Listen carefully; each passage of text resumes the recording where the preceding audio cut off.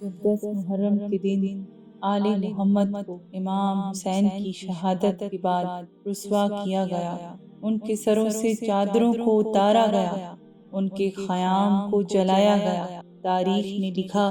امام حسین کی ایک 4 سالہ بچی بی بی سکینہ کو شمر تمانچے مارتا ہے، ان کے کانوں سے بالیوں کو چھین لیتا ہے۔ بی بی سکینہ کبھی دریائے فرات کی طرف جاتی ہے، اے چچا میری مدد کریں، تو کبھی اپنے بابا حسین کو ڈھونڈتی ہے، پر سپاہی لوٹتے رہے۔ آل محمد صبر کرتی نہیں، اتنے میں بی بی سکینہ مقتل گاہ آ پہنچی اور لاشوں میں ڈھونڈتے ڈھونڈتے ایک ایسی جگہ آ پہنچی جہاں پتھر اور گوشت کے ٹکڑے پڑے ہیں، اور ان گوشت کے ٹکڑوں سے بی بی سکینہ کو ان کے بابا کی مہک آتی ہے۔ بی بی سکینہ ادھر ادھر دیکھے، ان کو اپنے بابا نظر نہیں آتے، اتنے میں ان پتھروں سے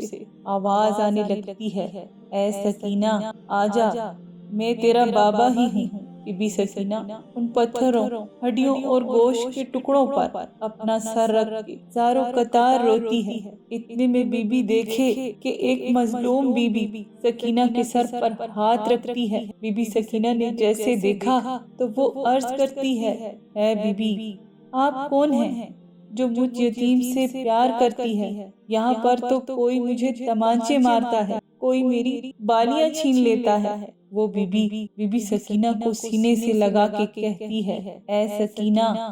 میں تیری دادی فاطمۃ الزہرا ہوں۔ جیسے ہی be be Sakina be be Fatima Alzahra کا نام سنتی ہے تو لپٹ جاتی ہے اور کہتی ہے، اے میری دادی فاطمہ، کاش آپ کربلا میں ہوتے، آپ دیکھتے کہ میرے بابا کو کیسے شہید کیا گیا، میرے چچا عباس کو کیسے مارا گیا، میرے بھائی علی اکبر کے سینے میں کیسی برچھی لگائی گئی، میرے 6 ماہ کے معصوم بھائی علی اصغر کو کس طرح سے تیر مارا گیا، میرے بابا کی لاش کو پامال کیا گیا، ان کے سر کو کاٹ کے نیزے پر چڑھایا گیا۔ بی بی فاطمۃ الزہرا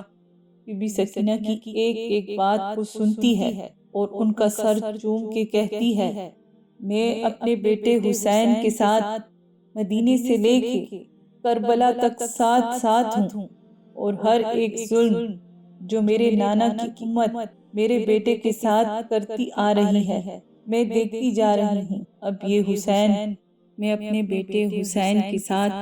مدینے سے لے کے کربلا تک ساتھ ساتھ ہوں، اور ہر ایک ظلم جو یہ امت میرے بیٹے کے ساتھ کرتی آ رہی ہے میں دیکھتی جا رہی ہوں۔ اب یہ حسین کا خون بھرا کرتا میں اللہ کے دربار میں اور روز محشر لے کے جاؤں گی اور اللہ سے کہوں گی، اے اللہ